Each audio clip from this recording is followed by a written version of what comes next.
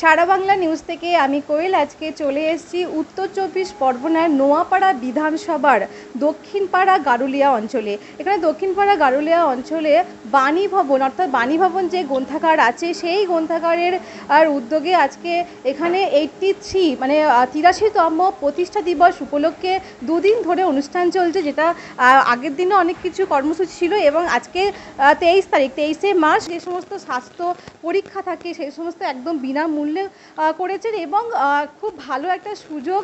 Computer আমরা জানি আমাদের জীবনের বেঁচে থাকার জন্য এখনকার যুগে কম্পিউটার খুবই গুরুত্বপূর্ণ।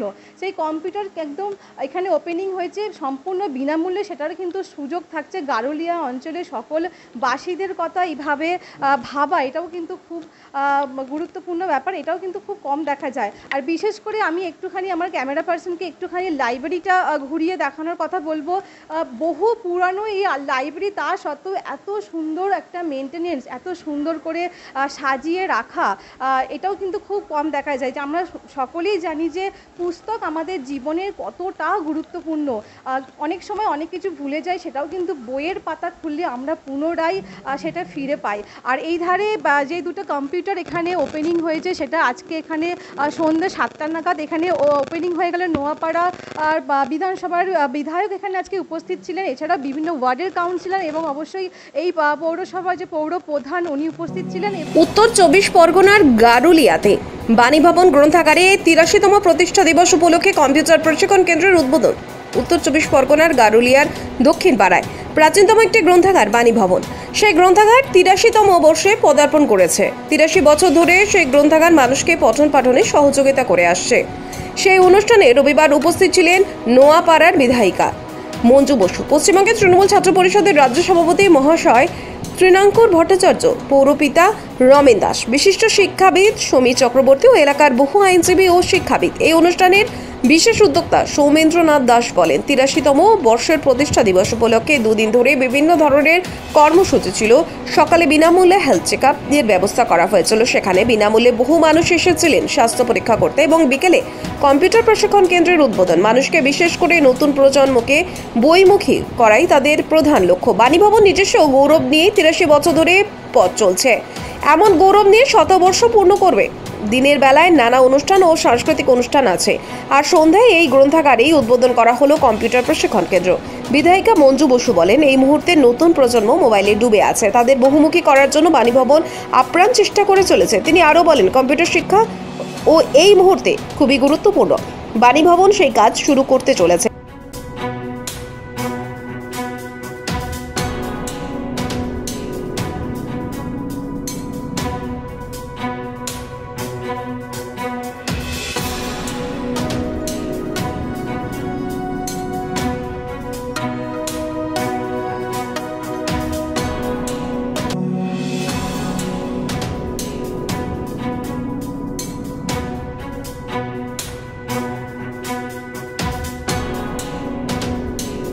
বাণী ভবন লাইব্রেরি, যে লাইব্রেরি 83 বছর ধরে চলছে। আজকাল তো লাইব্রেরির সংখ্যা কমতে কমতে প্রায় আর পাওয়াই যায় না, লাইব্রেরিগুলো টিম করে চলছে, কিন্তু পাঠকের সংখ্যা দিনে দিনে কমে যাচ্ছে। কোনো বইয়ের প্রতি এখন আজকালকার ছেলেমেয়েরা সব ওই মোবাইলে কুক্ষিগত হয়ে গেছে, পড়াশুনোর নেই। কিন্তু লাইব্রেরির যে পঠককে কত প্রয়োজন, কেন লিখিত আমাদের মেমোরি যুগ যুগ ধরে আমাদের সেটা থেকে যায়, যখন খুশি আমরা সেগুলো বই পাঠ্যপুস্তক পড়া অত্যন্ত জরুরি। ওই মোবাইলে একটু দেখে আবার সেটা ডিলিট হয়ে গেল, সেটা চলে না। কিন্তু সেইখানে এইটা একটা দৃষ্টান্তমূলক এবং এই লাইব্রেরি 83 বছর ধরে চলছে।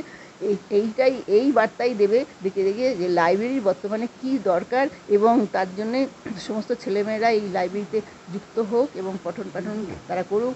শুনলাম অনেকই পুস্তক আছে বিভিন্ন রকম, অনেক রেফারেন্স বুকও পাবে তারা পাঠ্যপুস্তকের। তারপরে বাণী ভবনের এই দীর্ঘ তাদের চলার পথ আরও মসৃণ হোক, এটাই আমি কামনা করব ঈশ্বরের কাছে।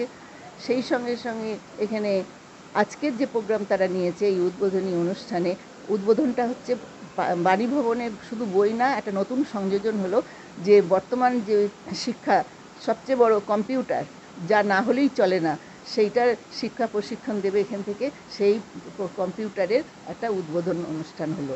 আজকে এখানে আমন্ত্রিত হয়েছে আমি 83 বছর ধরে একটি গ্রন্থাগার মানুষকে যেভাবে পরিষেবা দিচ্ছে এবং এনারা এত সুন্দর করে মেনটেন করছেন, এত ছোটো জায়গার মধ্যে 6000-এর ওপরে বই আছে আমি দেখছি, এবং এরা ওয়েল মেনটেন্ড। আমি এই এলাকার সাধারণ মানুষদের নিশ্চিতভাবে একটা ভালো লাগা এই গ্রন্থাগারের সঙ্গে এত বছর ধরে আছে, তাই এটা গড়ে উঠতে পেরেছে। যে বা যারা এই গ্রন্থাগারের সঙ্গে যুক্ত তাদের প্রত্যেকে ধন্যবাদ, শুভেচ্ছা জানাই। পাশেই মায়ের মন্দির, গ্রন্থাগার, এখানে পরিবেশটা নিশ্চিতভাবেই পাড়ার পরিবেশটা একটা দারুণভাবে এই গ্রন্থাগারের সঙ্গে সংযুক্ত, এটা বুঝতে পারছি। আমি চেয়ারম্যান সাহেবকে ধন্যবাদ জানাবো, তিনি আছেন এইখানে, তিনি এখানে আলোক ব্যবস্থা করেছেন এবং আজকে যেভাবে কম্পিউটারের প্রশিক্ষণ বাচ্চাদের জন্য করা হচ্ছে লাইব্রেরির পক্ষ থেকে, একই সঙ্গে যেইভাবে সিসিটিভি ক্যামেরার মধ্যে দিয়ে নিরাপত্তা সুনিশ্চিত করা হয়েছে, আমি ধন্যবাদ জানাই এর সঙ্গে যুক্ত প্রত্যেককে।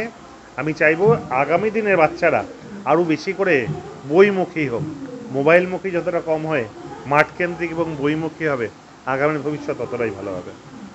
কমিটি আমি কর্ণধার একজন, তাই এটা বইমুখী হওয়ার জন্য মানুষকে বলা হচ্ছে, তাই জন্যই কম্পিউটারটাকে এখানে আনা, যে মানুষ এখন নতুন কিছু চাইছে। এখন বাচ্চা বাচ্চা খুদেরা এখানে যদি কার্টুনও দেখে, কিছু কম্পিউটার খোলা বন্ধ করা, কম্পিউটারে প্রথম পর্যায়ের কিছু শেখা, সেটাও যদি হয়, সেই জন্য বাচ্চারাও যাতে আকৃষ্ট হয়, বাড়ির বাচ্চারাদের যাতে এখানে পাঠানো হয় লাইব্রেরিতে, সেই ব্যবস্থার জন্য কম্পিউটার করা।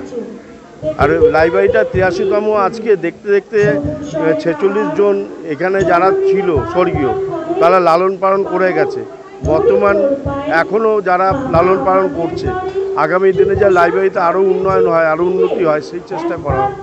আমি অ্যাপ্রিসিয়েট জানাচ্ছি বাণী ভবনের সমস্ত সদস্যবৃন্দকে। এত বছরের একটা সংস্থাকে চালিয়ে রাখাটা এতটা সহজ বিষয় না।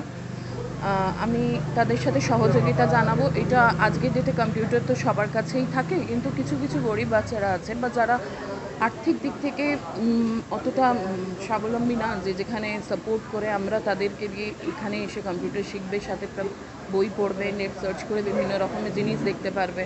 আমি এদের সাথে সাপোর্টে আছি। এরপর দিন আরও বাড়ানো হবে। আজকে সবে 2টো থেকে হয়েছে, হয়তো আগামী দিনে যেতে যেতে 10টায় গিয়ে পরিণত হবে। হ্যাঁ, একদমই সেটা বিনামূল্যে। সেটা আমরা সবাই মিলে সহযোগিতা করে বাণী ভবনের তরফ থেকে যতটুকু কম্পিউটারের সংখ্যা বাড়ানো আছে। স্মিতা সাহা। জন্মলগ্ন থেকেই এখানে শিক্ষা সংস্কৃতির সাথে সাথে মানবিক উদ্যোগ প্রথম থেকেই নেওয়া হয়েছে।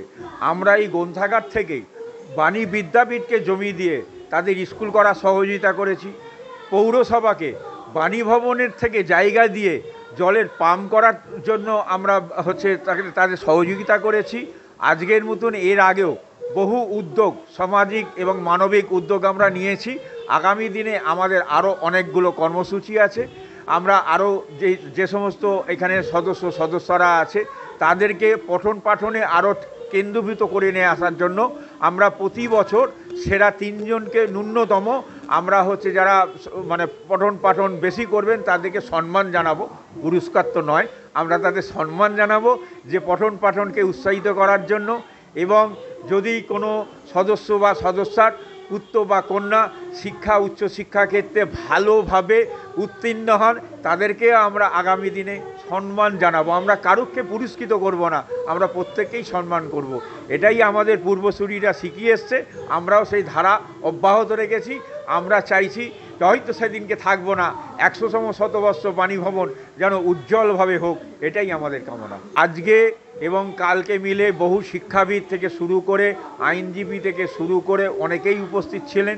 আমাদের সর্বোপরি আমাদের পৌরপিতা শ্রী রমেন দাস তো আছেনই, আমাদের মধ্যে উপস্থিত হয়েছিলেন শ্রীমতী মঞ্জু বসু, নোয়াপাড়া বিধানসভার কেন্দ্রের বিধায়িকা। আমাদের মধ্যে উপস্থিত হয়েছিলেন বিশিষ্ট শিক্ষাবিদ সমীর চক্রবর্তী মহাশয়। আমাদের মধ্যে উপস্থিত হয়েছেন ডক্টর সত্যজিৎ ঘোষাল মহাশয়। আমাদের মধ্যে উপস্থিত হয়েছেন ডক্টর মঙ্গল কর্মকার মহাশয়।